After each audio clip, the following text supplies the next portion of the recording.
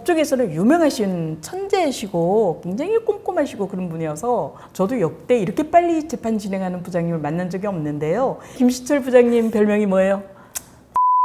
판사님. 안녕하세요. 변호사 이명숙입니다. 최태원 회장과 노소영 관장의 항소심 재판에 대해서 너무나 많은 이야기들이 오가고 있죠. 오늘은 저희 법조인들만이 알 수 있는 비하인드 스토리에 대해서 송지연 변호사님과 함께 이야기 나눠보려고 합니다. 안녕하세요, 송 변호사님. 안녕하세요. 네, 변호사님 이 사건 보고 어떠셨어요? 사실 어느 정도 예견된 판결이고 사이다 같은 판결이지 않을까 싶습니다. 그렇지만 이렇게 20억 그쵸. 그 부분은 1조가 넘으리라고는 네. 우리 모두 생각 못했잖아요. 네. 많은 소송하시는 분들, 특히 남편 바람피거나 부인이 바람피거나 하시는 분들 정말 사이다 판결 박수 많이 치고 조강지처들 많이 응원했을 것 같아요. 맞아요. 네. 우선 이 사건 굉장히 오래 걸렸다, 1년 반 정도 걸렸다라고 하는데 오래 걸린 건가요? 1심에 비교하면은 사실 굉장히 짧게 끝난 거죠. 그쵸. 1심이 2017년도에 이제 이혼 조정 신청으로 시작돼서 23년 1월에 이제 항소장이 접수됐으니까 거의 만 5년 동안 진행을 한 거예요. 예. 네. 근데 그거에 비했을 때 항소심은 1년 5개월 만에 이게 종결이 되고 판결 선고까지 난 거기 때문에 굉장히 사건 규모에 비해서는 빠른 진행이라고 봅니다. 그렇죠. 저는 다른 재판부였다면 한 2, 3년, 3, 4년 걸릴 수도 있는 사건이다. 김시철 부장님이니까 굉장히 빨리 맞아요. 한다라고 하는데요. 네. 왜 그런지 아시죠? 웃고 계신데 우리 사무실에 김시철 부장님 별명이 뭐예요? 성명 판사님? 승명 판사님? 쪽지시험 쪽지시험 판사님? 왜냐하면 이제 1심에서 기록을 굉장히 꼼꼼히 보시고 그 중에서 이제 더 보완되어야 할 사항들에 대해서 설명을 하라고 요구를 많이 하세요. 법률 용어로는 성명 준비 명령이라고 부르는데 이제 말 그대로 명령이다 보니까 그쵸. 이거에 대해서 설명해라, 이거에 관해서 증거를 내라라고 계속 명령을 내리시는 거죠. 그렇죠. 항소가 되고 김시철 부장님 재판부에 사건이 배정이 되면 첫 길이 있기 전에 이거 써내라, 이거 왜 이런지 설명해라, 증거 내라 하라는 것 너무너무 많이 숙제를 줘서 쪽지시험 보는 것 같다고. 네, 맞아요. 그런데 그 재판 준비가 다 되면 재판 딱 첫 길하고 그리고 판결 선고하고 네. 길면 한두 번? 두 번 네. 정도 하고 재판 굉장히 빨리 하는 부장님이십니다. 저도 역대 이렇게 빨리 재판 진행하는 부장님을 만난 적이 없는데요. 이 사건도 굉장히 초스피드로 진행된 거다라고 저희들은 보고 있거든요. 이 사건도 23년 1월에 이제 항소심이 접수가 되고 나서 첫 변론 준비 기일 재판을 11월에 했어요. 작년 11월에 했기 때문에 사실 10개월 동안 서면 공방만 오고 간 것 같아요. 그게 28번이래잖아요. 네네. 서명 네. 준비 이거 제출해라라고 한 게. 네. 그리고 나서 3월, 4월에 정식 재판 절차를 2번 하고 그러니까. 5월에 선고가 됐습니다. 그러니까 재판은 2번밖에 안 한 거예요. 네네. 있을 수 없는 일이죠. 20, 30번 이상도 하는데 굉장히 빨리 했고 판결 선고도 굉장히 빨리 하지 않나요? 그렇죠. 판결문. 네, 판결문도 판결 선고하고 바로 왔다고 합니다. 그렇죠. 네.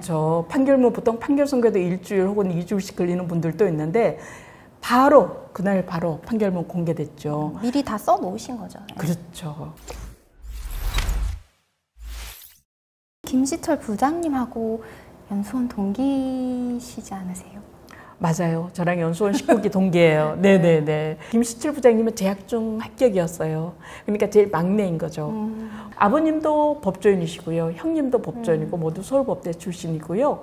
아드님도 법조인이죠. 변호사고 온 집안이 3대가 법조인인 집안입니다. 매우 학구적이고요. 학문적으로 굉장히 해박하세요. 그래서 오죽하면 몇 년 전에 한국법학원이라는 곳인데 거기서 우수 논문상을 수상했을 정도로 굉장히 이 법조계에서는 유명하신 천재시고 굉장히 꼼꼼하시고 그런 분이어서 판결문만 200페이지 넘잖아요.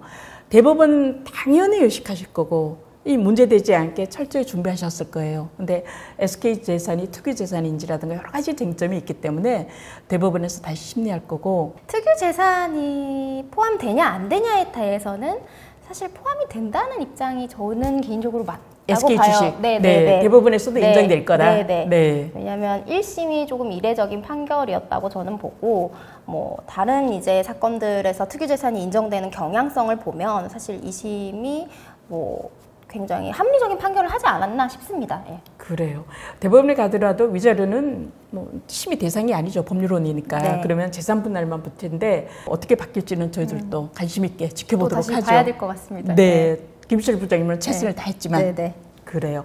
만약에 이 노소영 관장이 나 이혼 안 하겠다라고 1심에서 반소를 제기하지 않았다면 어떻게 됐을 것 같으세요? 저는 이혼이 안 됐을 거라고 봅니다. 네. 왜냐하면 이게 판결을 뭐 보신 분들도 계시겠지만 네. 이혼이 성립 자체가 노소영 관장님의 이제 반소에 의해서 이혼이 성립이 됐어요. 네. 그러면 반소를 하지 않았다면 원고 본소는 기각인 것이기 때문에 이혼이 아예 안 됐을 거라고 봅니다. 비슷한 게 우리 사무실에서 했었던 홍상수 감독 사건이죠. 네. 홍상수, 김민희 씨 공개적으로 같이 부부처럼 유사 배우자라는 김시철 부장이 표현에 의하면 유사 배우자 역할을 하고 있는데 당연히 이혼 안 됐죠. 부인이 이혼 안 한다고 하니까 이 사건도 아마 그렇게 됐을 겁니다. 이 사건이 많은 의미를 가지고 있는데요. 일단 저는 유책 배우자들 굉장히 긴장하고 있지 않을까 하는 생각합니다. 소송 중인 분들. 네. 그쵸? 그리고 이제 반대편에 계신 분들은 많은 위로와 또 어떤 응원을 받지 않았을까 생각합니다. 그렇죠. 그리고 위자료 액수가 너무 낮았어요. 높아지는 계기가 되기를 바라고요. 김시철 부장님이 위자료에 대해서 그리고 재산 분할에 대해서 제대로 한 획을 그었다. 이게 기준이 돼서 좀 위자료 액수도 높아지고 재산 분할 액수도 특유재산 그리고 중간에 뭐 상간자에게 준 재산이나 여러 가지들에 대해서 이 판결이 기준이 되는 그런 계기가 되기를 저희는 바라고 있습니다. 오늘은 송지연 변호사님과 함께 노소영 관장과 최태원 회장의 항소심 판결 그 뒤에 있는 이야기들에 대해서 함께 나눠봤습니다. 감사합니다.